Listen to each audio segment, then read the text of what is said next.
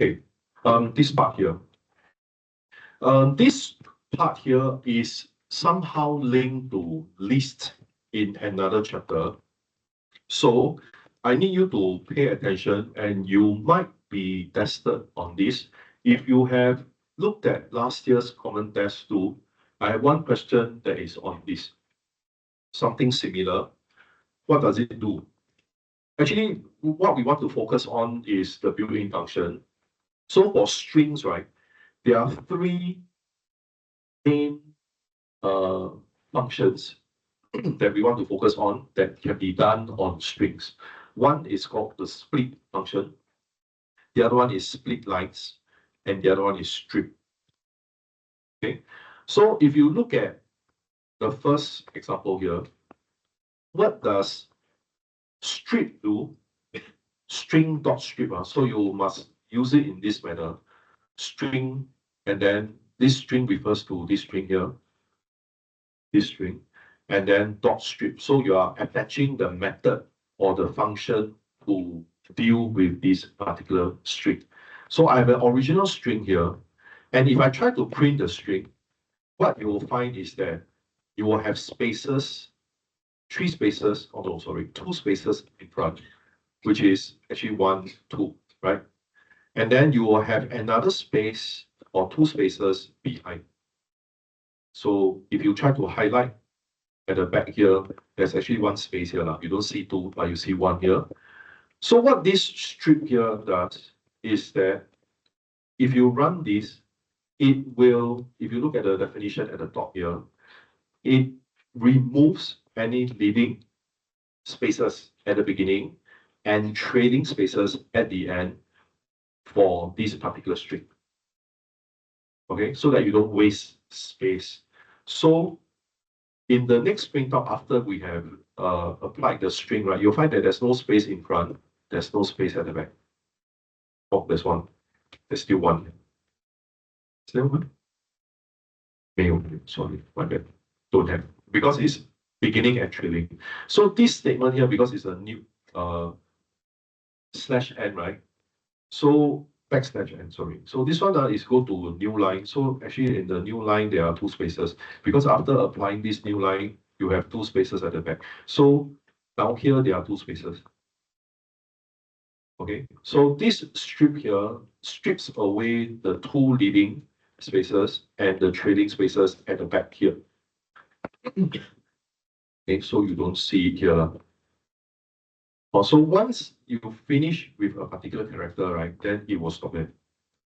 Our strip is very useful in dealing with strings of spaces.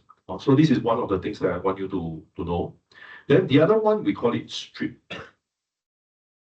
Strip. So what does it do? It removes the leading and trailing characters.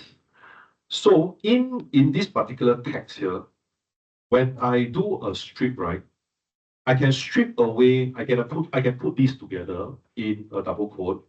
I want to strip away the comma, exclamation mark, full stop, the G, the R, and the T.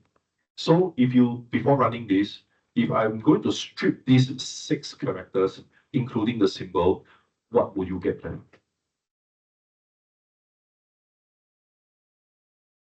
Banana?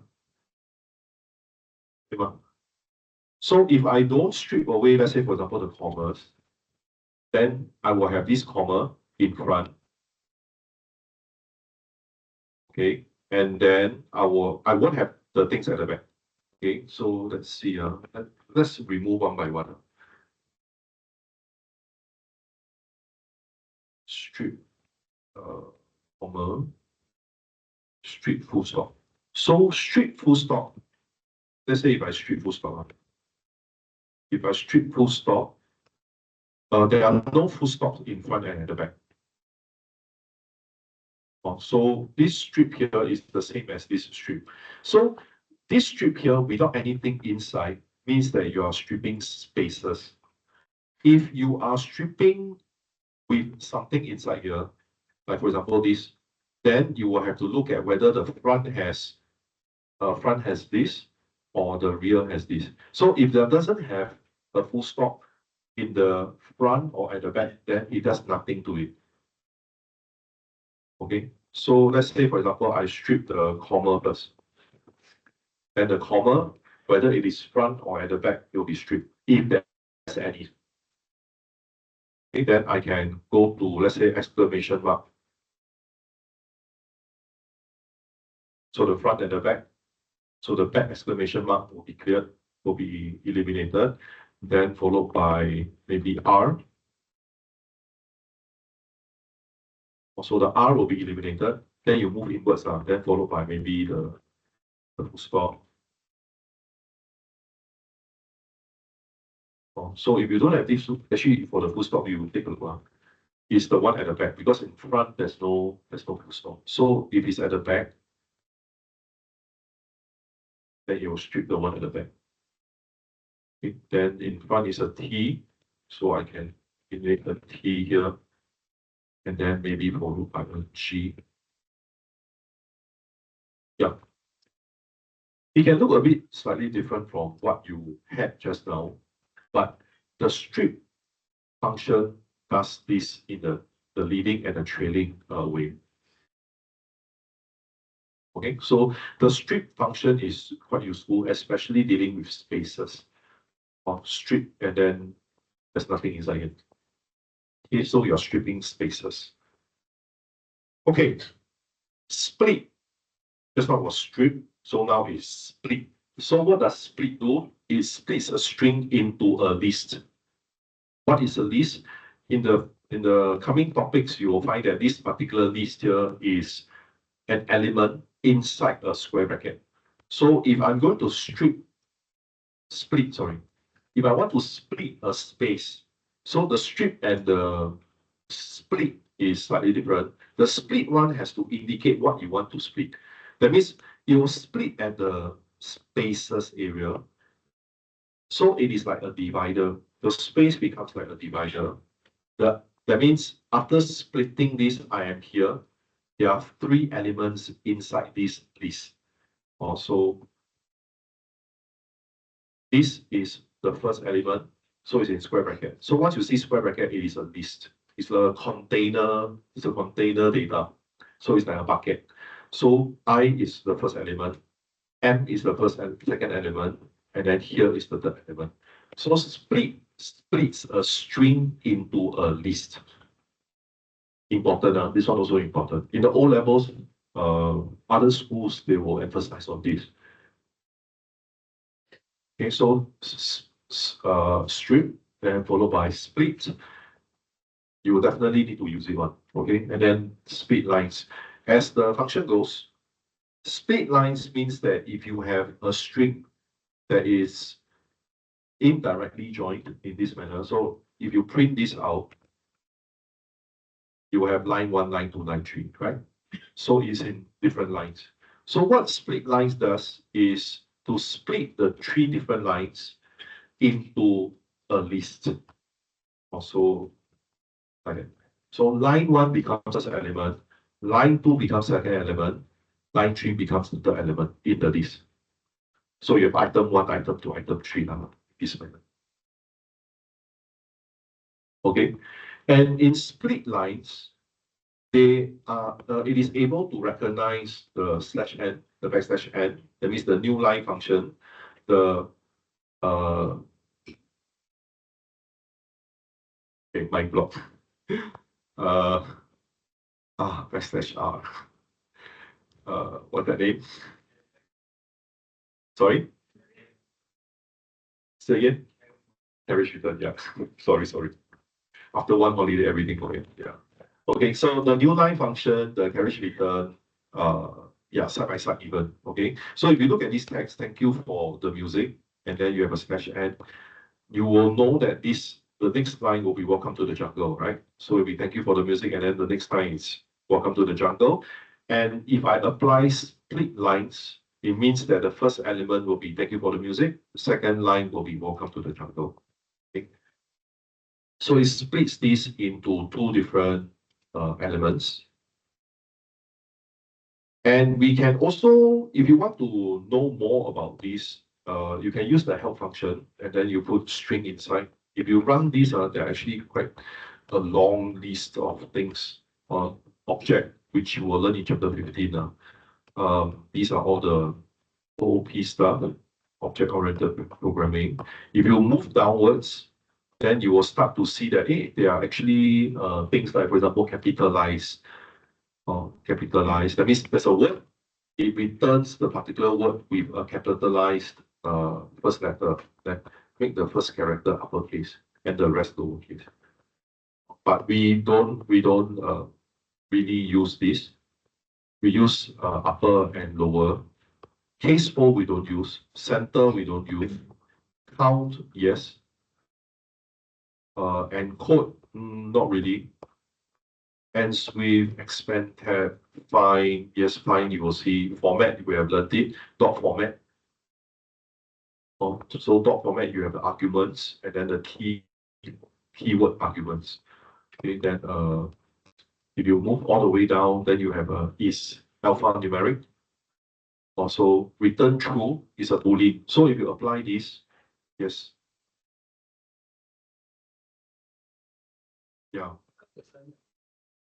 There's a now comma. Is there a comma? Oh yeah. So when it's list, right? If you look at this, when it's list, it is separated by commas. So it's element number 1, then comma element number 2. Yeah.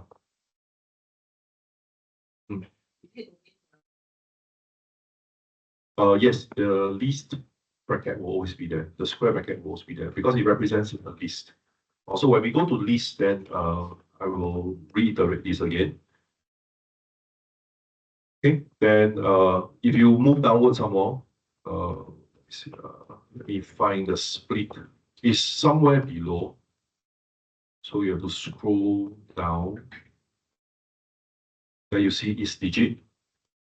Also, you will also see this. Is digit, is lower, is numeric. Usually we don't use so many now. Is upper, is lower, upper, lower, then lower. L strip we don't use. This one is a leading white space. We don't use partition also. Replace, yes.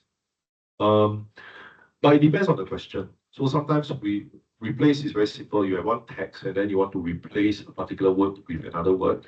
But usually in the question, we will forbid you from using this replace because we want you to go back.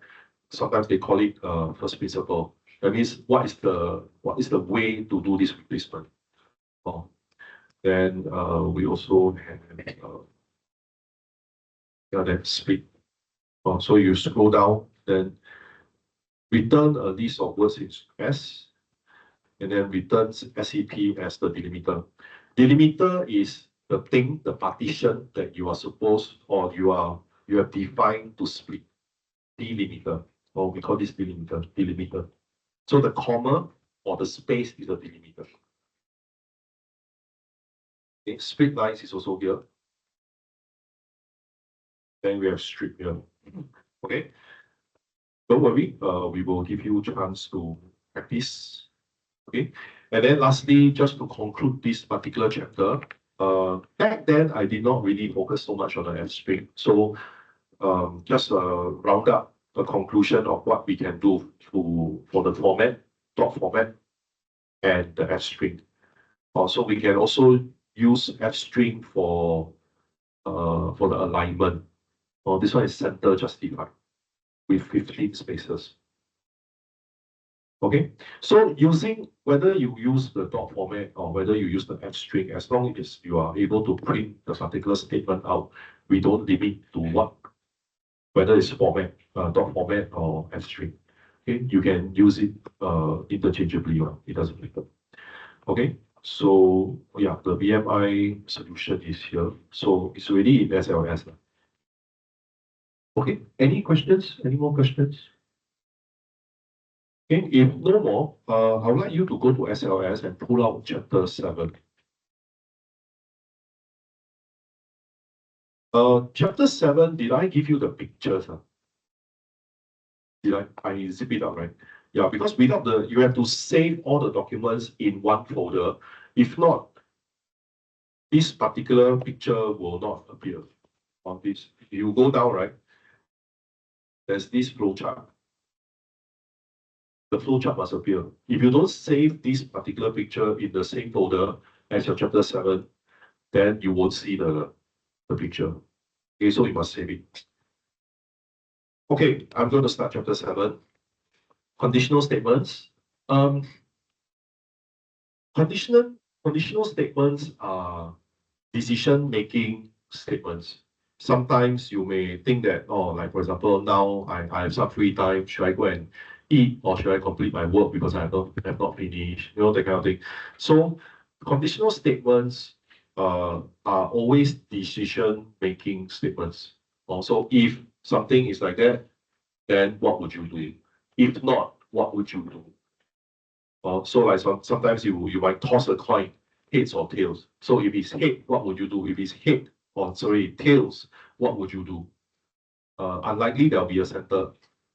That one is 天意, then you go back to do whatever things that you want, that you need to do. So usually, let's say for example, a die. A die has 6 numbers.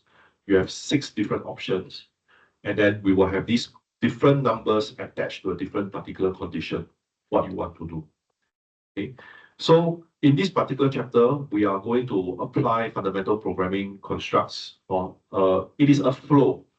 It's a condition. It is a flow of program that needs to be executed. So it highly depends on sequence, the selection, what are the things that you're supposed to do, and then what to do. When we say iteration, it means that it goes again and again. What to do in that particular sequence or sequences. Okay, so at the end of this particular chapter, you should be able to use relational and logical operators, understand the basics of truth table. So we are going to revisit truth table again, and then understand and apply if, else if, and else. Okay, so this is given here: if, elif, and else. Okay, elif means is else if. So it's a combination of 2 things, else and if. So what are relational operators? Relational operators are used to do comparison of 2 values. Usually when we do comparison, it is a boolean. It's either a true or a false. Okay, so this one is not something new to us. So if we have x taking a value of 5, when we want to do a comparison of equivalence, not assignment. 1 equal sign is assignment. 2 double equal sign is comparison, equivalence. Okay, so I'm just afraid that you might just get confused with the mathematics. Computing, we use two equal signs. Okay, math, there's only 1. There's no 2 equal signs. Don't write 2 equal signs of this. Then the next one, we can also indicate whether it is not equals to. So we will use an exclamation mark followed by equal sign. So that means that it's not equals to. Okay, so initially it takes 5, right? X is 5. So the equivalence, if let's say if x equal 4, then of course it will be false. The second one, if it's not equals to, x is not equals to 4, then of course this is true. Okay, x is greater than 4. This is not something new. Greater than 4, yeah, this is true. Less than, false. Greater than or equals to, true. Less than or equals to, false. Okay, so this is the way how we will type inside the program. Okay, so double equal, exclamation equal, then more than, less than, more than or equals to, less than or equals to. Okay, what are logical operators? If you try to, we need to revisit the truth table, the logic gates. So it's either and or and not. So these are the 3 things that we are looking at. You have 2 different conditions. If this and, it means that it must satisfy both conditions, then the boolean will be true. If it's or, one of them is true, then it will be true. Remember the exception? What's the exception?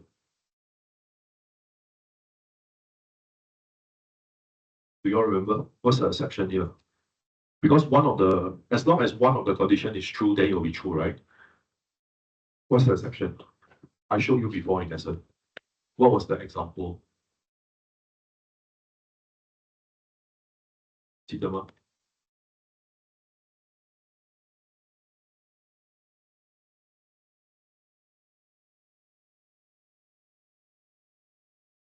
Awkward silence.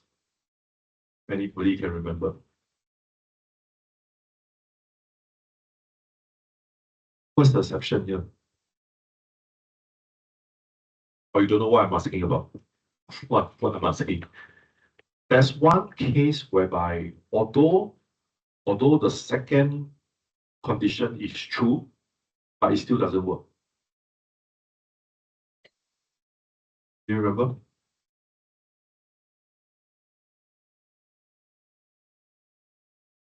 Yeah. The first condition, you divide by 0, remember? If the first condition you divide by 0, it becomes a 0 division error. It crashes the system, right? Then the second condition, even if it's true, right, it won't be able to detect. But if the 0 division error is at the back and the first condition is true, then it will return you nicely. It just means that the one at the back there, the 0 division error is not detected. It's being hidden. You get what I'm trying to say? Also, you need to be careful what kind of condition is being put first or next. So if it crashes the program, then you have to go inside the condition and check what kind of condition is not able to calculate. Okay, then the next one is reverse the conditional value. If I have x more than 3, by putting a not on this inequality, it will turn the boolean from true to false. Okay, then this is a quick truth table recap.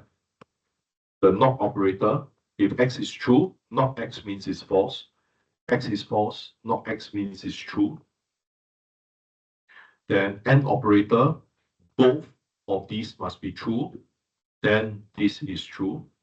The rest are all false. Okay? We are not going to go into NAND and NOR. Just focus on the NOT, AND operator, and the OR operator. OR operator, as long as one of the input is true, it will be true. Okay. So the next example here, using relational and logical logic operators, if x is equals to 5, not x more than 3, this is a false. X less than 3, this is false, but this is less than 10, it is true, so the result will be true. X more than 3, so this is more than 3, this is true. X less than 10, this is also true. So if you run this, it should give you a false true true. Okay. Then the next one, the chain comparison operators. In Python, we can either use logical operators to combine the multiple comparison results, or we can use chain. So we can use, let's say, for example, the AND statement. So x equals to 5. If I'm going to print x more than 3 and x less than 10, so this is true. This is also true. And then you can also use this as, this is what you learn in math. So this is actually in between 3 and 10. In your lower side, your math teachers would have already explained to you the inequality, how this is being placed. I think in your inequalities, when you are doing inequalities, I think this is also being emphasized to you, right? In between two numbers. So we call this the chain comparison operators, the in between. Okay. Now coming into the actual if else and else statement. In our daily lives, we make decisions like what I explained just now. Should I buy iPhone or should I buy Android phone? Should I eat lunch before recess or lunch break? Then do I go and hang out with classmates or to go home directly? Okay, so these are some of the everyday decision-making factors that you might encounter. We make certain decisions based on related conditions like I am used to iOS system, so I'm going to buy handphone, Apple handphone. I'm not hungry yet, so maybe I shall wait until lunch break. So there is a condition and then followed by something that you're going to do, right? I have a lot of homework due tomorrow, so what do I do? Right? In programming, we can also implement our programs that will help us make decisions accordingly. So the syntax of if else, and else statements is in as such. Okay, so if condition expression 1, then you need to end off with a colon. Okay, conditional statements, you need to end off with a colon. Then you press enter, right? It will automatically tab 4 spaces for you. Okay, then followed by else if, then again, there will be another process. Also, this is one condition, condition number 1, condition number 2, condition number 3, and then lastly, this is the default of what you're going to do. Okay, so let me show you this example. If x is equals to 15, if it's true, it will execute certain action. In this case, this certain action is to print. Okay, so if x is more than 10, because the first x equals the single equals to 15 is an assignment. Remember, double equal, then you do comparison, then it is a comparison. So if x is more than 10, which is true, then print this. So obviously, x is equals to 15, x is more than 10. So once this is being executed, so 1, okay, then after that you will print this. The rest of these statements here will be ignored. Okay, so like that. But if you look at these conditions, right, they are all ifs. Ifs. And this is also if. So you realize that even if I go on to the second condition, if x is more than 10, if this is true, then x more than 30, if this is also true. So this statement will also be printed. If it's not true, then it will not be printed. Okay? If not false means true lah, or not false, then this will be printed. So not false, this is true lah. So this will always be printed. If not false, if true, then you'll get printed. So if I change this to if false, then it will not be printed anymore. Also, not false basically means that it's true, and this will always be executed. So if I change this particular number, let's say for example to 5, 3 will always be printed because it's always true. If not false, so this is always true. Okay, so with the fact that this is a 15, then all will be printed because it all satisfies these conditions. Okay, so you can use ifs, but it's not logical for us to use if all the time. So sometimes we will use else if. So this one, right, is an example of a guessing game. We use the import random built-in function, built-in library. That means that every time when you use random, and what we do is this is a random integer. This is to show you lah. Okay, so we apply the random library, and then what do we want to do? We want to have a random integer from 1 to 10. Also, if I were to maybe comment this out, right?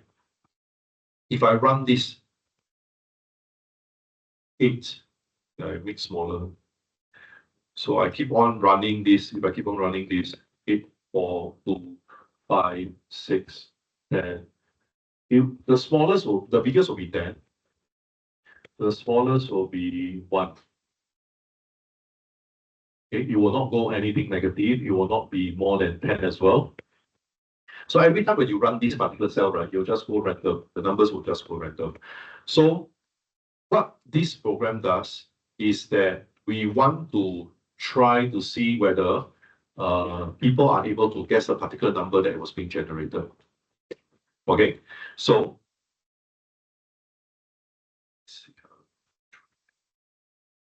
okay. So we start off by saying that the game is equals to true. So while game is true, so this is a comparison. while game is true. Also, game was assigned true. But now if I say that while game is true, that means I'm doing a comparison. So game is true, right? So if true comparing with true, it is true, correct? In comparison, it is true. Then it will go inside this while loop and then execute the program inside here. So what this program does is I create a random number called guess number, ask the user to input an integer called guess the number. And this particular number, if it's the same as this number that was being generated randomly, then you say that the number is correct. Then we apply this or break, and it breaks out of the while loop. While loop has no limits unless a condition is being put on it. So to play safe, we don't want it to keep on running. So we want to put a stop to it. As long as you have guessed the number correctly, then it will break. Okay. Else if it's like a condition 2. If let's say the user guessed a number that is smaller than the random number that was being generated, then the program will tell the user number should be higher. Okay, so this is another scenario. There's another scenario which is more than, right? Sorry, more than. So if it's more than, if a user guess the number is more than the particular number generated, then we need to tell the user, okay, number should be lower. Okay, so this is how this program, the logic of this particular program. So if you try to run this, so imagine if I don't print this out, then the user or you need to guess the number 1 to 10. So you can hide this print and then run this cell again so that you can. Okay, something to learn. Now, this particular program on the left-hand side, you see this asterisk. You saw this asterisk, right? Then you find that after running, it doesn't produce anything. I keep on running then. It means that the cell, in a way, is either running and it goes into a hang mode. So what you can do in the exams, if you encounter this, you see this asterisk, you run the cell, this is like a problem to you, right? Then what you can do is you go to kernel, then you clear output, restart and clear the output. Okay, restart and clear all outputs. You are going to encounter this very, very soon. Also, you need to know how to rectify on your own. Okay, so you run this, still cannot. Okay, what you're ready? Guess the number. So let's say 4. Okay. I put 43. Number should be lower. So as long as the number is not guessed correctly, then it will keep on prompting because of this while loop.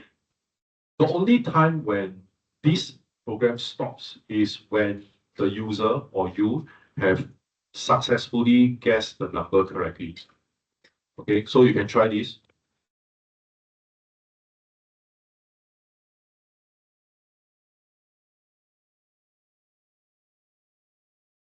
Did I guess it correctly? How come suddenly it's flop? Let me try again. Okay, 3.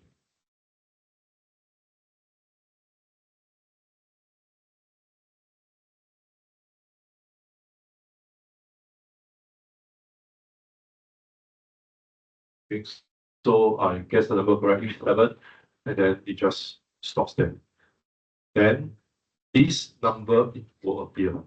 It will not be in asterisk. Okay, it will be the number form. So this is the last time that you run this particular cell. So you run, then number is correct. Then you'll stop. Okay, so this is just an example. Let me go on to 3.1. The if statement follows the flowchart. Okay, in this particular diagram here, you start, then you input an action. Then once you input an action, then you have to go through the conditional statements.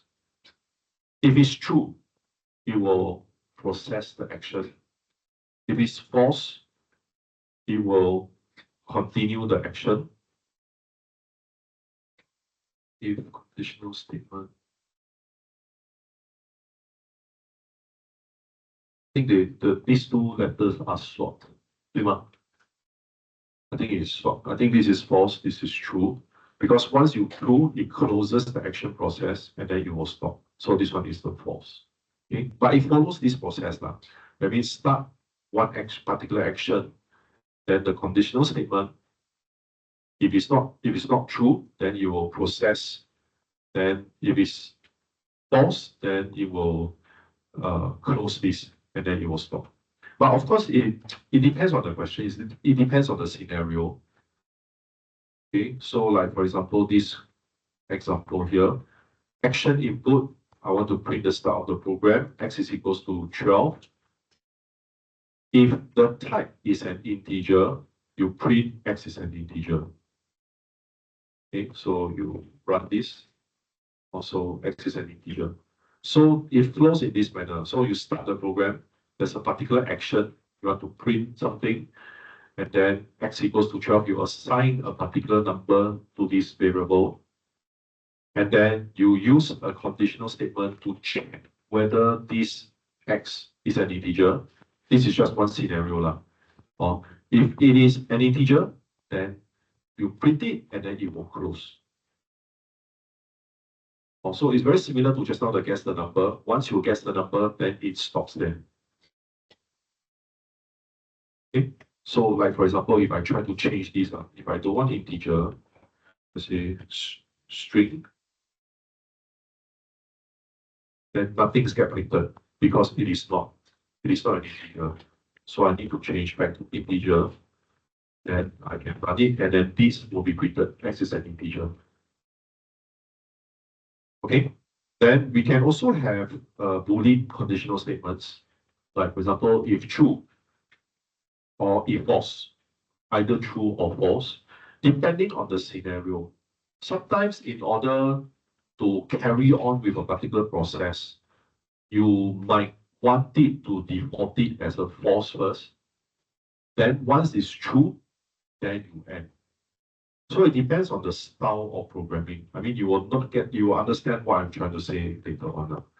Okay, so sometimes some people will start off with the true, some people will say that it's false. If false, then something happens. Okay, so like for example, so these are the two styles. If true, if not false, these are the same. If not true, if false, these two are also the same. Okay, so this is an example. If only one if statement. So you can also do it in this manner. So this is a, if you realize down here just now, if I were to type this, it can be executed in this manner. So what I'm trying to do in this example is that I want to show you that if you are doing this, you can also run this particular cell. But we don't encourage. Okay, we don't encourage. We still want because you are just starting out, so it's better for you to have the 4 spaces in front. Okay.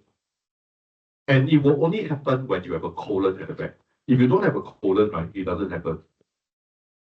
Also, you will just align all the way to the left. And then you will have problem with this. Because conditional statements by right, you end on with a colon. And then you enter, it means that if this is true, then this will be executed.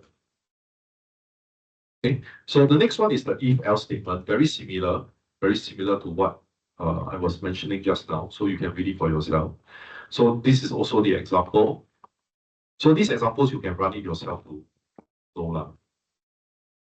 So I want you to try this, and then Wednesday we can discuss this. Okay, can you read this and then try to understand what I'm asking you?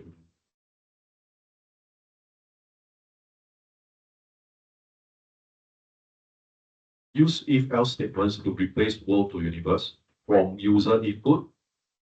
If user input contain world, otherwise print the original user text. That means if I can have let's say a string called hello world, you can use my particular string. Hello world, thank you. It's a pleasure to be in this world. something like that. So imagine you will ask the user to key in a particular text or string, and if this particular string contains the word world, it will be changed to universe. Okay, you can use this text if you want to. Okay, go back and think about it. You can come up with the codes first, then next lesson we can discuss. Okay, Ken? All right, that's all for today.